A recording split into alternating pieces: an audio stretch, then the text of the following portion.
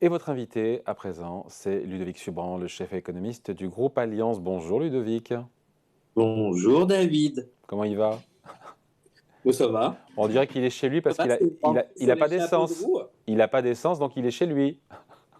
Pas d'essence, pas de chauffage, voilà, c'est ma C'est le nouvelle vie. chaos chez Ludovic et c'est le chaos surtout dans les stations-service. On est à la limite de l'économie, mais quand même, on a un bras de fer qui se poursuit entre raffineries et syndicats. Il y a eu cette réunion d'urgence hier à Matignon.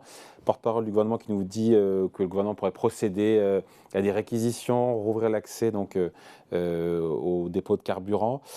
La situation pourrait s'améliorer. On a un patronat quand même qui nous dit que ça commence à couiner un petit peu. Vous en pensez quoi d'un point de vue économique? Ce que vient de dire Jean-Marc Vittori est hyper intéressant. Nous, ça fait 6 mois qu'on dit que si on est dans un scénario de blackout, donc un scénario où on a une baisse des approvisionnements de 10%, non seulement il y a une récession et beaucoup plus d'inflation, donc là aujourd'hui on n'a que partiellement ces effets, mais en plus le côté désordonné va forcément créer des dégâts. Donc ce qui se passe aujourd'hui, c'est pas tant la baisse d'approvisionnement que des sujets autour de la distribution. Donc il y a un sujet plutôt structurel sur le secteur énergétique. Et donc, quand vous avez une économie de guerre, vous avez de la réallocation des facteurs de production vers l'effort de guerre, vous avez de la monétisation de la dette et vous avez une forme de rationnement. Ça fait partie du triptyque de l'économie de guerre. Donc là, on voit un peu le sujet, c'est-à-dire qu'on a d'un côté un marché de l'électricité européen qui était complètement euh, comment dire, j'essaie de trouver un mot qui est pas, mais déconnant est le mot que j'ai envie de donner. Mhm. Et ça fait 6 mois qu'en Europe, on dépense 250 milliards d'euros pour pallier les effets de ce marché qui marche pas. Donc là, on commence à se dire, ah ben, il marche pas. Et là, ça va être pareil. C'est-à-dire qu'on se rend compte que les acteurs du secteur sont peut-être pas complètement armés à faire face à ce type de friction sur l'offre et la demande. Et donc, il va falloir peut-être parler de réquisition, parler de davantage de mesures et d'interventionnisme parce qu'on est en économie de guerre et qu'on ne peut pas faire confiance à des mécanismes économiques qui marchaient avant. Donc c'est un peu ce qu'on voit maintenant. On voit une réallocation des efforts. Comme il y avait LVMH qui faisait du gel hydroalcoolique au début de la pandémie, peut-être que certains pétroliers vont devoir, en plus de la taxe sur les effets d'aubaine, vont devoir repenser leur interaction avec l'État. On est dans un hyper-interventionnisme, on est dans un cycle un peu illibéral, puisqu'on est en guerre. Donc bien sûr qu'il va falloir revoir un petit peu la gestion des quantités, pas que la gestion des prix. Mhm. Après, il y a une question quand même de revendication salariale en toile de fond, avec des hausses Oui, de mais je crois salaire que voulues. Total a un peu tué le game, comme disent les jeunes. Quand dans leur communiqué hier, ils annoncent que le salaire de l'opérateur moyen sur les sites de raffinerie est de 5 000 euros, quand vous connaissez le salaire minimal et le salaire médian en France, je pense que ça a calmé un petit peu l'espèce de vindicte collective pour soutenir les pauvres opérateurs de raffinerie. C'est un salaire moyen, bien sûr, mais je crois que l'idée, c'était aussi de dire tout le monde doit faire un effort dans cette situation un peu exceptionnelle. Il y a eu, bien sûr, le fait que c'est des histoires de, comment dire, d'intermédiation, parce qu'en fait, Total a attiré énormément de chaland avec ses baisses supplémentaires sur le pétrole. On ne parle pas des autres, enfin, c'est sur les raffineries dans ce cas-ci, mais sur les stations-service, il y a eu aussi, depuis le début de l'été, des sujets sur les autres stations-service qui fermaient. Donc en fait, on est dans quelque chose de très chaotique, de très désordonné. Et donc là, bon, il y a un mouvement de grève. Enfin, j'ai envie de dire, le vrai sujet, il est plutôt sur tous les autres personnes dont les salaires n'ont pas été ajustés. Je pense notamment aux cols bleus qui ne peuvent pas faire du télétravail, qui n'ont pas la chance comme moi. Eux, ils ont quand même une situation sur leur pouvoir d'achat. Parce qu'en agrégé, le pouvoir d'achat en France continue d'être plutôt bien géré. Et puis, la baisse des impôts pour tout le monde, la taxe d'habitation, la taxe sur l'audiovisuel, les mesures non salariales, ça marche. Mais en fait, dans les faits, il y a quand même beaucoup de gens aujourd'hui, peut-être 10% des Français selon nos estimations, qui sont dans un risque de tomber dans une forme de précarité à cause du prix de l'énergie. Et donc, c'est là où va se jouer, à mon avis, le gros des revendications sociales. Là, sur la raffinerie, c'est un épiphénomène, malheureusement. Et je pense que c'est une question de partage de la valeur ajoutée pour un pétrolier comme Total qui a fait énormément d'argent sur les 2 dernières années. Donc, les salariés, le capital a été très sauvé pendant les interventions pour le Covid et maintenant la guerre, puisqu'on a fait énormément d'efforts vis-à-vis des entreprises. Les salariés disent, ah ben, nous, on en veut un petit peu. Donc, c'est une question de partage de la valeur ajoutée.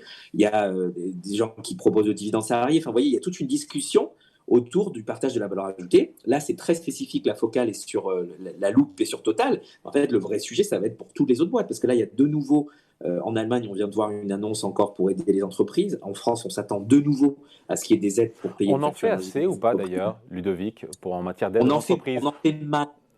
En Parce fait, on qu'on en on fait met en avant mal. évidemment le bouclier tarifaire et toutes ces dizaines de milliards pour les particuliers, c'est très bien. Est-ce que, encore une fois, on en fait suffisamment, l'État en fait suffisamment pour les entreprises? En fait, en montant, on fait beaucoup. On a déjà dépensé plus de 3 points de PIB. En fait, le problème, c'est qu'on le fait mal. C'est-à-dire que le problème, c'est une histoire d'économie politique. C'est-à-dire qu'on a voulu faire des mesures pour tout le monde, y compris les classes moyennes et les classes moyennes supérieures, en gelant les prix, alors qu'on avait de l'épargne Covid encore pour ces classes moyennes et les Français. Et donc, en fait, on dépense très, très mal. Il y a des erreurs d'inclusion, il n'y a pas de ciblage. Donc, en fait, les mesures de gel de prix, par exemple, ça veut dire que tout le monde bénéficie de ces efforts. Oui, mais Alors, c'est très politiquement, difficile. Ludovic, politiquement, c'est plus lisible d'avoir une mesure qui touche tout le monde, vous le savez bien aussi, hein. Ok, ben donc dans ces cas-là, ça veut dire que vous répondez, vous me posez une question économique qui est est-ce qu'on en fait assez? Moi, je dis en montant, on en fait assez, mais en fait, on le fait mal. C'est ma réponse. Parce qu'en fait, moi, je ne pense pas que les gens qui avaient beaucoup d'épargne, on a des centaines de milliards de surépargne toujours là. Hein, donc il y a des gens pour qui l'inflation a déjà mangé l'épargne.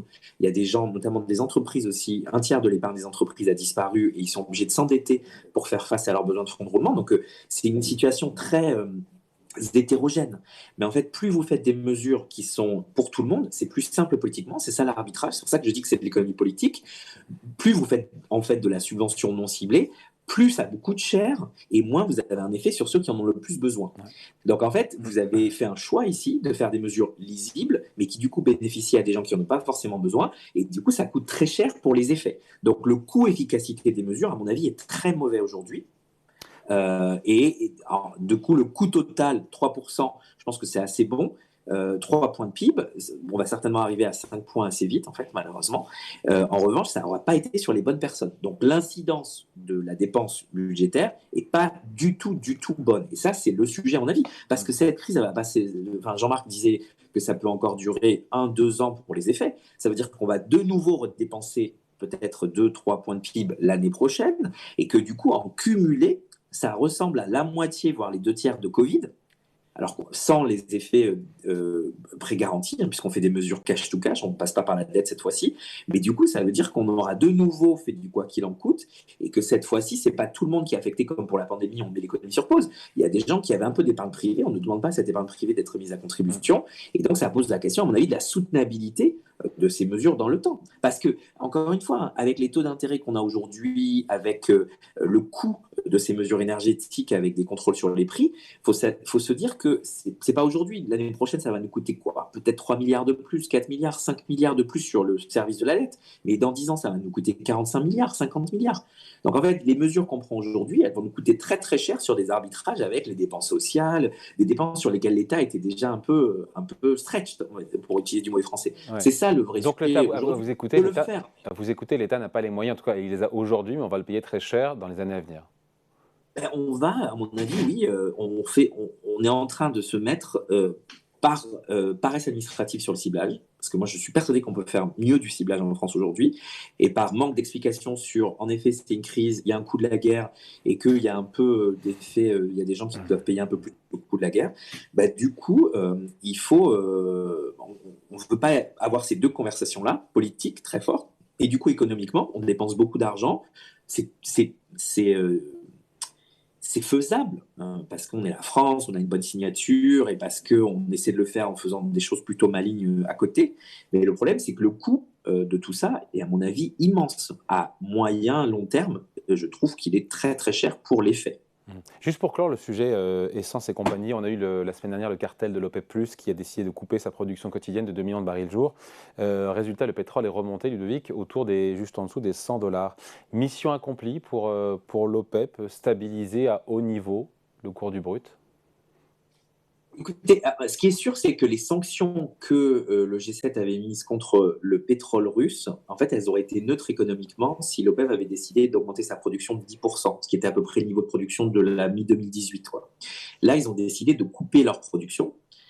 Donc, du coup, d'avoir cet effet sur les prix qu'on a vu sur la semaine passée. Donc, on a quelque chose d'assez net, c'est-à-dire que les sanctions contre le pétrole russe ne seront pas neutres.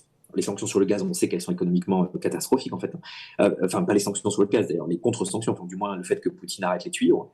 Mais sur le pétrole, on aurait pu avoir un effet plutôt neutre. Là, on a un effet qui est de l'ordre de peut-être, pour la France, nous, on estime à 0,3 points d'inflation et presque 0,2 points de moins de croissance à cause de cette nouvelle donne sur les prix du pétrole. Donc l'OPEP, en faisant ce choix-là, fait un choix qui est non collaboratif, non coopératif avec les pays G7 qui ont mis des sanctions contre la Russie. Ça, c'est sûr. Donc ça, c'est aussi une nouvelle donne géopolitique. Il faut se rappeler qu'au début du conflit, tous les gouvernements prenaient leur avion pour aller voir les Qataris, les Algériens, pour aller voir tout le monde, pour essayer de sécuriser une forme de substitution au pétrole et au gaz russe. Là, le fait que l'OPEP prenne cette décision-là, ça veut dire qu'on ne peut pas compter sur l'OPEP pour faire un effort sur... clairement, ils ont pris une position passivement plutôt en faveur de la Russie. Bon, ça, c'est aussi une nouvelle donne et économiquement, c'est coûteux, oui, ça, c'est sûr. Comment passe l'hiver maintenant qu'on a un plan de sobriété énergétique qui a été présenté la semaine dernière par Agnès Pannier-Runacher, maintenant qu'on on sait que les tuyaux sont coupés, mais les réserves, les stocks sont pleins à 100%. Comment on passe l'hiver si tout se passe bien et que l'hiver n'est pas spécialement rigoureux? Nous, on n'est pas très inquiets pour cet hiver parce qu'on a stocké. En fait, on a payé pendant 4 mois, le monde, notamment les Européens, ont payé l'équivalent de 700 à 800 millions de dollars jour à la Russie pour restocker. Donc, on a aussi contribué à leur effort de guerre, à financer cette guerre. Donc, du coup, aujourd'hui, on n'est pas très inquiet sur les stocks. Ce qui se joue aujourd'hui, qui est plus inquiétant, c'est cette intermédiation. C'est-à-dire qu'en fait, c'est pas qu'une histoire d'offre et de demande, même si on essaie de faire certains efforts sur la demande, c'est aussi un effort d'intermédiation. Donc, en fait, il peut y avoir des petits problèmes de friction entre l'offre et la demande. Ça, c'est un sujet pour cet hiver-là, clairement sur le réseau, pas que en France d'ailleurs. Il y a un sujet pan-européen ou cannibale, c'est-à-dire le sujet qui va jouer cet hiver, et on a commencé à voir des rumeurs ici et là, c'est est-ce qu'on continue de jouer collectif en Europe ou est-ce qu'on continue de jouer chacun dans son coin? Ça, c'est un vrai sujet. Mais moi, je ne suis pas très inquiet, et je ne suis pas monsieur météo, mais je ne suis pas très inquiet sur l'approvisionnement énergétique cet hiver. Le vrai sujet, c'est 2023, notamment l'hiver 2023, parce qu'on n'aura pas forcément, dans un scénario malheureusement très probable, on n'aura pas forcément de lumière au bout du tunnel sur le conflit en Ukraine, sur la guerre que les Russes font à l'Ukraine. Et donc, on n'aura pas assez de substitution énergétique. On aura quelques mesures de sobriété, mais il nous manquera quand même, nous, on a calculé 7%. 7% d'approvisionnement. Pour l'hiver 2023 ? Ouais. Et donc ça, on peut faire face avec davantage de sobriété, mais ça va plus loin que ce qu'on a annoncé aujourd'hui. Et ça rejoint ce qu'a dit Jean-Marc, c'est-à-dire que là, il faut aller dans le dur. C'est-à-dire il faut trouver les endroits où il y a des pertes en ligne, notamment dans l'industrie. Il faut avoir un plan où on fait des décisions, ce qu'on est en train de faire. Chaque pays a un plan où il fait des décisions entre ménages, notamment sur le gaz de chauffage et le gaz industriel, où on peut potentiellement essayer de gérer le réseau un peu différemment, parce que ça ne s'arrête pas un tuyau de gaz. Donc il y a comment on gère ce tuyau-là. Et puis, ça peut vouloir dire aussi Jean-Marc a proposé plein de mesures. Il y en a plein d'autres auxquelles on pense, notamment le télétravail aujourd'hui, le télétravail imposé pour utiliser moins d'hydrocarbures pour la mobilité. On peut aussi penser à les choses sur le thermostat, elles ont été dites. On peut aussi penser à des choses sur certaines industries. Et c'est un peu la peur qu'à mon avis ont les industriels européens aujourd'hui, c'est que non seulement ils sont pris l'effet prix pleinement, parce qu'ils n'ont pas eu de bouclier tarifaire, cet effet prix il est très fort. Quand vous regardez les contrats qui sont signés pour 2023, on parle au bas mot de 500 € du mégawattheure d'électricité. Et donc pour le gaz, c'est aussi... mais cet effet prix, pardon, juste Ludovic, cet effet prix va jouer sur les comportements à la fois des entreprises, mais aussi des ménages. C'est ce que m'expliquait Eli Cohen, c'est qu'il y a le plan de sobriété, il disait c'est un tiers, je crois un tiers, il nous disait un tiers de la réponse. Le reste, c'est l'effet prix qui fait que les gens n'auront plus les moyens de consommer de l'énergie. Ils vont réduire leur consommation. Cet effet prix il a déjà lieu, c'est-à-dire il y a plusieurs industries très énergivores qui ont déjà dit on arrête parce qu'on ne voit plus notre coût de revient, donc on ne sait pas si on est rentable, donc dans la verrerie, dans l'acier, dans toute une série, dans la chimie.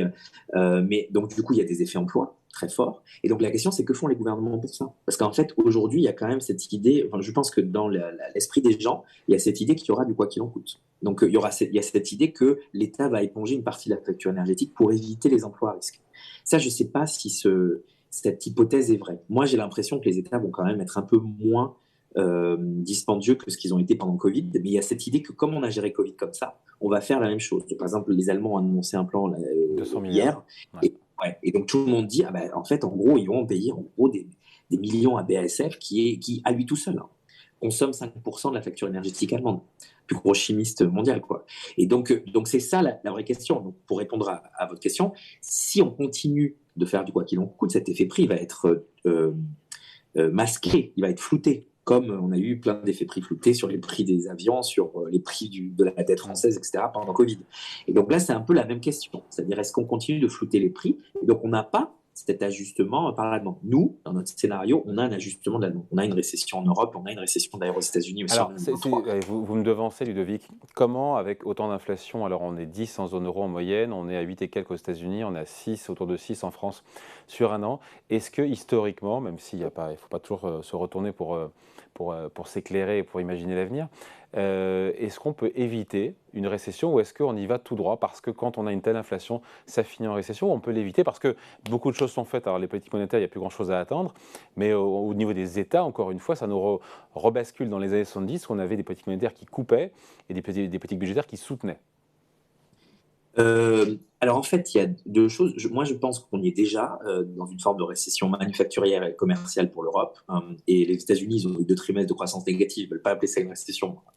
Ça y ressemble et ça sent Quand pareil. on crée encore 300 000 emplois au mois de septembre, j'estime pas que ce soit une Oui, mais récession. encore une fois, quel type d'emploi on crée, hein? Le problème des États-Unis, c'est qu'ils créent en fait du churn, c'est-à-dire ils créent de la rotation d'emploi. Il y a des très beaux papiers qui sont écrits parce qu'en fait, la reprise Covid, elle est hyper bizarre parce qu'elle a été faite sur, en gros, de l'hélicoptère monnaie, quoi. Et donc, les emplois qui sont créés, c'est plutôt des emplois qui ont tourné, mais on a toujours un taux d'emploi qui est relativement faible. Donc, il y a des gens Donc qui sont on est toujours pas déjà en revenus. récession. On est déjà en récession là. Moi, je pense qu'on est déjà en récession. Il y a plein d'indicateurs qui le montrent, que ce soit la confiance, le commerce mondial, l'industrie, la production industrielle, que les comportements d'épargne par rapport à la consommation. Après, c'est pas de la datation au carbone 14. Le vrai sujet, c'est que on est dans une situation où on a de l'inflation qui est due en Europe à la crise énergétique et aux États-Unis a certainement une réponse budgétaire beaucoup trop importante. Donc eux, ils ont de la surchauffe, ils vont la tuer avec les taux d'intérêt. Nous, on n'a pas forcément de surchauffe, mais on fait quand même notre effort sur les taux d'intérêt parce qu'on ne veut pas que l'euro se déprécie trop. Et donc le bilan de tout ça, c'est que soit pour des raisons d'approvisionnement énergétique, soit pour des raisons de coût de l'argent qui est trop fort, donc en gros, les banques centrales qui resserrent les conditions monétaires et financières trop fort, on a tous les signes d'une récession qui se profile à l'horizon en 2023 en Europe, aux États-Unis et dans beaucoup de pays émergents qui prennent les deux points, parce que la Chine est aussi, même s'ils ont 4% de croissance, ça ressemble quand même à une récession. Ils ont une demande domestique qui est durablement déprimée parce qu'ils ont une crise immobilière qui ressemble à ce que l'Espagne a pu avoir dans fin des années 2000. Donc en fait, les 3 gros moteurs de la croissance mondiale sont un peu éteints, c'est ce qu'on voit dans les chiffres avancés, on va dire, du commerce mondial. Et il y a ce resserrement des conditions monétaires et financières qui fait que l'octroi de crédit se ralentit très fortement et que les entreprises, comme les ménages, comme les États, ont des conditions d'accès au crédit qui sont très tendues, notamment en dollars. Mais On évite une récession aujourd'hui. Moi, je ne vois pas comment on évite une récession. Le seul point positif, quand même. c'est que, bien sûr, c'est que cette récession, elle devrait être de relativement de courte durée, parce qu'il suffira que les banques centrales, disons qu'on ne sait pas ce qu'il y a dans la tête de Poutine, quoi. Donc, je ne peux pas vous dire ce qui va se passer sur la guerre en Ukraine. Mais en gros, si les banques centrales font une pause, déjà ça va détendre un petit peu le canal du crédit, et si en plus les États font de la relance budgétaire, ces deux facteurs-là, ça va plutôt bien avec un facteur de résilience un peu plus profond qui est les bilans. C'est-à-dire que les ménages comme les entreprises ont encore du cash à cause de Covid et des transferts d'argent majeurs qu'on a fait pendant le Covid. Et donc, le cash des acteurs privés sur les bilans, que ce soit les ménages et les entreprises dans beaucoup de pays, pas pour tout le monde, hein, c'est très hétérogène, plus ce pacte de fausse entre politique et monétaire et budgétaire qui redevient plus porteur que sur les 12 derniers mois ou les 9 derniers mois, ça devrait éviter une récession, sauf une plus grosse récession, sauf accident. En revanche, nous, par exemple, on ne voit pas comment le taux de chômage va augmenter en Europe et on ne voit pas comment... oui, mais pardon, juste Ludovic, la Fed assume complètement une récession aux États-Unis s'il le faut pour faire baisser l'inflation. Donc, qu'est-ce qui vous dit qu'ils feront machine arrière en 2023 ? Qu'est-ce qui vous dit ? Mais David, vous vous rendez compte du cynisme de la situation. C'est-à-dire que Covid, on met le monde sur pause et en fait, on donne de l'argent à des gens qui n'en ont pas besoin, ou on donne beaucoup d'argent au capital, on sauve le capital contre les salariés. On a de l'inflation qui est une taxe sur les plus pauvres, et maintenant, il y a une récession. Qui part si on doit pendant une récession ?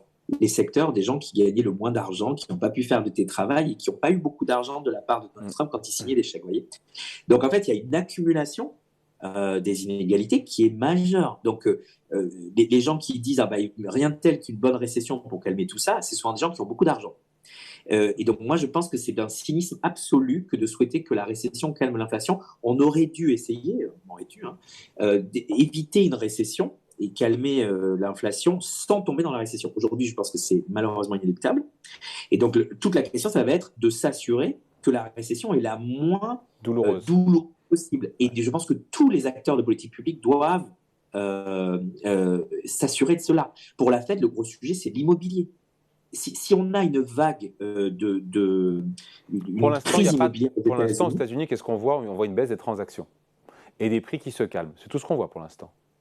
C'est l'antichambre. Si vous c'est l'antichambre de la correction. Si vous avez des taux qui augmentent encore de 150 points de base, ce qui est un peu ce que disent certains gouverneurs de la Fed, je vous assure que sur les crédits immobiliers à prix variable et avec les taux d'endettement qu'ont les Américains et le peu d'épargne, parce qu'eux, ils ont mangé une grosse partie de leur épargne, notamment pour les ménages les plus vulnérables qu'ils avaient, ça sent pas très très bon quand même cette histoire. Donc c'est pas juste des prix qui se tassent et puis des transactions qui baissent. C'est des gens qui vont rentrer en forclore. Ils vont être obligés de vendre leur maison en faillite.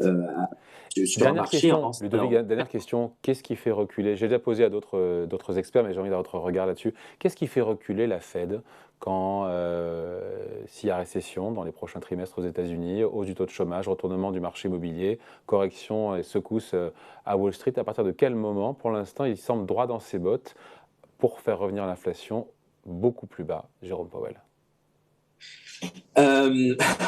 La réponse non officielle, c'est les élections midterm. Je pense qu'il faut assumer que la Fed est extrêmement politisée aujourd'hui et qu'il y a un effort qui est fait pour éviter que les républicains, plutôt très alternatifs droite, refassent leur entrée dans l'exécutif. Oui, mais ça, c'est novembre. Moi, je vous parle de 2023.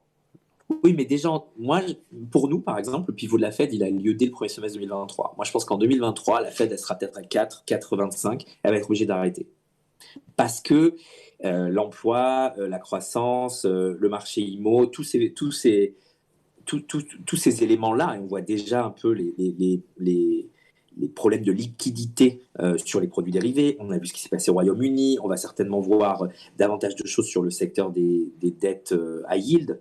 Moi, je pense qu'ils vont être obligés, pour des raisons de stabilité financière et pour des raisons aussi de récession, de ne pas aller dans un scénario où ils montent les taux nominaux à 6, 7, 8, 9, 10. Parce que je pense encore une fois que la Fed ne peut pas être responsable d'une récession.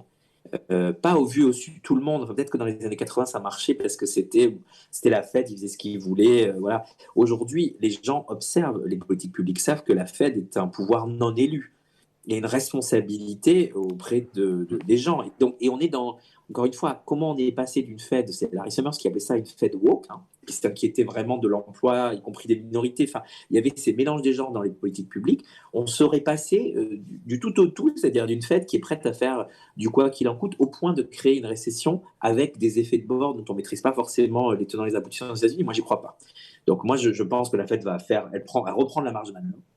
Mais au premier signe de retournement, elle va faire une pause. Et d'ailleurs, elle aura raison, parce qu'elle aura fait le gros du boulot, et que le retournement fera le reste pour calmer l'inflation. Nous, c'est d'ailleurs dans le scénario, en fait, vous parlez de l'ajustement de la demande par les prix, il y a aussi cet effet-là. C'est-à-dire, une fois qu'il y a un ralentissement économique, les prix vont s'ajuster et les salaires vont s'ajuster d'eux-mêmes, en fait. Allez, merci beaucoup de passer nous voir, même s'il était là, pour le coup, pas physiquement. Il faut venir de temps en temps, Oui, je vais venir. T'es promis. Je vais venir. Merci Ludovic Promis. Merci Subran, David. chef économiste du groupe Alliance, invité la grande interview en direct sur Boursorama. Salut.